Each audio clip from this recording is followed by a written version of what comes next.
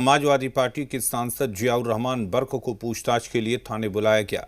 बर्क पहुंचे जरूर, लेकिन अपने साथ वकीलों की फौज लेकर। पूरे के पूरे 24 वकीलों के साथ बर्क ने थाने में हाजिरी लगाई।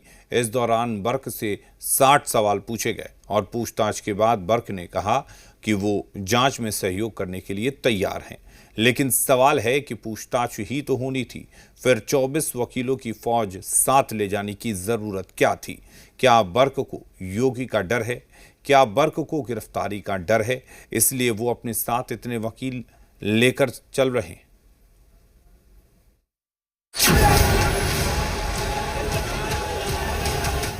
किया गया था आज की तारीख में, तो मैं बस अपना यहाँ सहयोग के लिए सुनाया था और इन्वेस्टिगेशन अभी पेंडिंग है। उन्होंने जो सवाल मुझसे किए हैं उसका मैंने उत्तर उनको दे दिया। 1, 2, 3, 4 गिनते जाइए।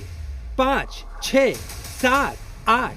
अभी गिनती खत्म मत कीजिए, क्योंकि वकीलों की यह फौज बहुत बड़ी है। इस तस्वीर को देखिए। समाजवादी पार्टी सांसद जियाउर रहमान बर्क के पीछे वकीलों की फौज दिखाई दे रही है। बर्क जब मीडिया से बात कर रहे हैं, तब उनके साथ वकील ही वकील दिखाई दे रहे हैं। जानते हैं, जियाउर रहमान बर्क पुलिस पूछताछ के लिए थाने पहुंचे तो कितने वकील लेकर गए थे? कुल 24 वकील लेकर गए थे। जी हाँ, 24 वकील। मतलब एक जिला कोर्ट या उससे ऊपर की अदालत में केस की सुनवाई के वक्त जितने वकील मौजूद नहीं होते, उससे कहीं ज्यादा वकीलों को लेकर बर्क पुलिस थाने गए थे। पुलिस पूछताछ में इतने वकीलों को लेकर जाने का क्या मतलब है? क्या संभल दंगों के मामले में एसपी सांसद बर्क को योगी का डर है? क्या दंगों में बर्क की गर्दन फंस रही है, इसलिए उन्होंने पहले से ही वकीलों की टीम खड़ी की है? जा रहे हैं सांसद को पूरा सहयोग करें। पिछले साल 24 नवंबर को संभल में दंगा हुआ था। इस मामले में जामा मस्जिद के सदर जफर अली को पूछताछ के बाद पहले ही गिरफ्तार किया जा चुका है। अब सांसद बर्क पर भी दंगा भड़काने के आरोप में शिकंजा कसता जा रहा है। इसी केस के सिलसिले में एसआईटी ने बर्क को पूछताछ के लिए बुलाया था। पहली बार बर्क से इस केस में पूछताछ की गई है। करीब 3 घंटे यानी करीब 180 मिनट तक एसआईटी ने बर्क से सवाल जवाब किए। सपा सांसद से पूछताछ शुरू हो चुकी है। लगभग 11:15 बजे सांसद यहाँ पहुँचे थे और लगभग उनसे 3 घंटे से अधिक पूछताछ की गई थी। आप देखेंगे सपा सांसद जो हैं अब यहाँ से निकल रहे हैं।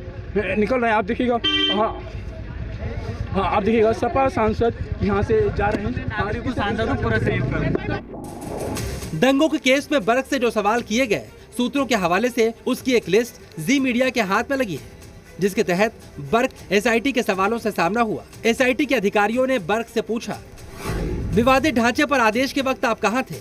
24 नवंबर को सुबह 6 से 10 बजे के बीच फोन पर किससे बात हुई? जो हिंसा में शामिल थे उनमें से किसी से बात हुई थी? क्या आपने भीड़ जमा करने के लिए कहा था? क्या आपने जफर अली को कहा कि सर्वे किसी कीमत पर नहीं होना चाहिए? फोन कॉल की जगह व्हाट्सएप कॉल पर बात क्यों की? जफर अली और आपके बीच 4 बार क्या बात हुई? आपको किससे जानकारी मिली कि सर्वे हो रहा है? 19 नवंबर को सर्वे के दौरान भीड़ क्या आपने बुलाई थी? 19 नवंबर को सर्वे के दौरान क्या आपको किसी ने वहां पर बुलाया था? इसके अलावा बर्क से यह भी पूछा गया, उस दिन आपने क्या किसी के दबाव में बयान दिए? इसके अलावा भी बर्क से कई तीखे सवाल किए गए।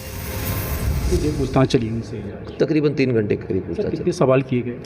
बहुत सारी चीज़ें हैं, बहुत सारी चीज़ों को पूछा गया है। उसमें कुछ ऐसा कोई पर्टिकुलर कोई ऐसा नहीं कि कितने सवाल किए। जो तमाम बिंदु थे, जिन बिंदुओं पर इन्वेस्टिगेशन चल रही है, वो सब के बारे में पूछताछ। सांसद बर्क को संभल हिंसा का मास्टरमाइंड बताया जा रहा है। केस डायरी में मस्जिद के सदर जफर अली का कबूलनामा भी दर्ज है। जफर अली ने बयान दिया कि समाजवादी पार्टी सांसद बर्क का दबाव था। जफर ने साफ कहा कि बर्क के कहने पर भीड़ इकट्ठा की गई। जिस तरीके से जामा मस्जिद के जो सदर जफर अली की गिरफ्तारी हुई है, जफर की गिरफ्तारी के बाद जो बातें पूछताछ में सामने है, उसने कहा था, जो व्हाट्सएप पर बातचीत हुई थी उस पर कहा था कि मैं शहर से बाहर हूं, आप लोगों को भीड़ इकट्ठा कीजिए, सर्वे किसी हाल में नहीं होना चाहिए और जामा मस्जिद हमारा है और हमारा ही रहेगा। तमाम बातें व्हाट्सएप कॉल के जरिए हुई थी, जिसके बाद पुलिस ने सदर जो जफर अली को गिरफ्तार किया। दंगों में बर्क की भूमिका पर सवाल उठने की वजह उनके भड़काऊ बयान भी हैं, जो संभल दंगों के बाद बर्क ने दी, जिसमें वो मस्जिद के लिए जंग छेड़ने का ऐलान करते नजर आए। हम पुलिस प्रशासन और सरकार से दबने वाले थोड़ी हैं।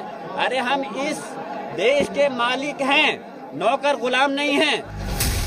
अब संभल दंगों में बर्क से पहले राउंड की पूछताछ हो चुकी है और आगे भी उनसे पूछताछ हो सकती है। पहले दौर की पूछताछ के बाद बर्क जब बाहर निकले तो वकीलों की फौज उनके साथ दिखाई दी और सांसद बर्क ने भरोसा दिलाया कि वो जांच में पूरा सहयोग कर रहे हैं।